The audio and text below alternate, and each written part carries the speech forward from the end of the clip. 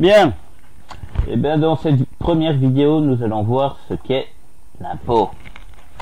Je précise que je parle de l'impôt des personnes physiques belges, exercice d'imposition 2017, revenu 2016. Alors, qu'est-ce que l'impôt? Cette fameuse enveloppe brune qui contient la déclaration fiscale rappelle chaque année à tous les citoyens qu'il faut payer des impôts à l'État.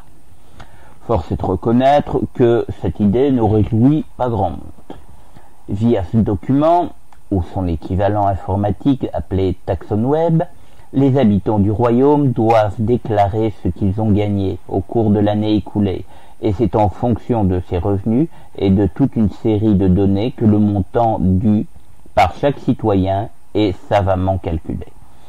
Une fois récolté, l'impôt des personnes physiques vient alimenter les recettes de l'État belge, avec d'autres impôts comme l'ISOC, l'IPM ou l'INR.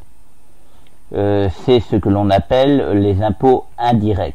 Tout au long de l'année, les habitants sont aussi soumis à d'autres formes d'impôts indirects. Cette fois, par exemple, sur nos achats, la TVA, ou encore lorsque l'on achète une habitation, les droits d'enregistrement. Tous ces impôts sont indispensables au fonctionnement de la Belgique, à savoir faire face aux nombreuses dépenses d'un pays comme le nôtre. Mais aussi pour nous venir en aide directement dans notre quotidien. En résumé, sans impôts, il n'y aurait par exemple pas d'école de qualité quasiment gratuite, ni de sécurité sociale, ni de services d'incendie ou de police. De quoi par la suite voir notre fameuse grosse enveloppe brune d'un tout autre œil. En Belgique, la pression fiscale est effectivement très importante. En effet, dans notre pays est largement au-dessus de la moyenne des pays de l'Union européenne. Faut-il pour autant en déduire que nous payons trop d'impôts en Belgique? D'emblée, on aurait tendance à répondre oui. Et pourtant, la réponse à cette question n'est pas si évidente d'une manière générale. Retenons que les pays du Nord sont globalement plus riches et exercent une pression fiscale plus forte sur leurs citoyens, alors que ceux du Sud et de l'Est sont globalement moins riches. Ensuite, gardons aussi à l'esprit que si nous payons beaucoup de taxes, c'est essentiellement pour faire fonctionner notre enseignement et notre sécurité sociale. Or, cette dernière est une des plus performantes au monde. Terminons, avant de conclure, par la définition... bien. Alors, après ces avant-propos, voyons quelles sont les caractéristiques de l'impôt des personnes physiques. L'impôt des personnes physiques est un impôt qui est synthétique et subjectif. Je m'explique. L'impôt est un impôt de synthèse parce que l'IPP, l'impôt des personnes physiques, est un impôt synthétique sur le revenu, c'est-à-dire qu'il est perçu sur l'ensemble des revenus du contribuable, en l'espèce l'habitant du royaume.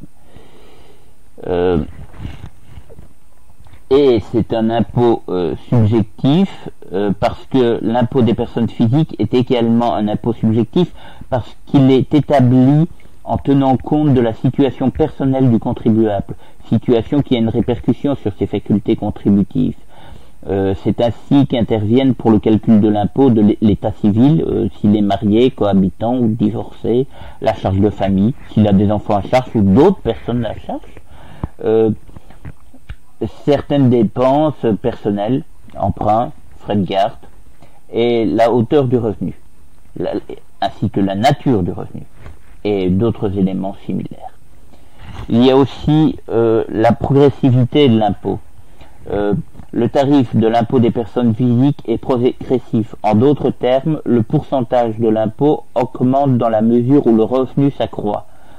Dans sa structure actuelle, eu égard aux prescrits de l'article 130, le barème d'imposition de l'impôt des personnes physiques comporte 5 tranches de revenus d'impôt et est calculé suivant un tarif progressif allant de 25 à 50%. Il y a aussi l'annualité de l'impôt. L'impôt dû pour un exercice d'imposition est établi sur les revenus que le contribuable a recueillis pendant la période imposable. L'IPP frappe généralement les revenus d'une année civile déterminée.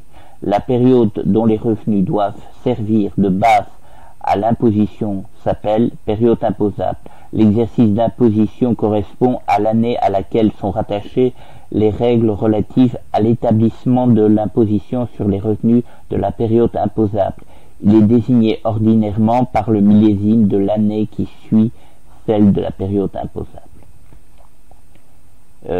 Il y a aussi la territorialité de l'impôt, c'est-à-dire que l'État belge est compétent pour percevoir des impôts sur tous les éléments qui ont lien avec son territoire. Lien avec la personne qui habite en Belgique, lien avec les biens situés en Belgique, même s'ils sont la propriété d'un non-habitant du royaume. Il y a lien avec le travail et le revenu de la personne. En matière d'IPP, la notion de territorialité signifie que cet impôt frappe les personnes physiques qui ont un lien avec le territoire de l'État belge. Il s'agit en l'occurrence des habitants du royaume. Les habitants du royaume sont assujettis à l'impôt des personnes physiques à raison de tous leurs revenus imposables, que ces revenus aient été produits ou recueillis en Belgique ou à l'étranger. Voilà, c'est à peu près tout. C'est terminé pour cette première vidéo. Désolé pour le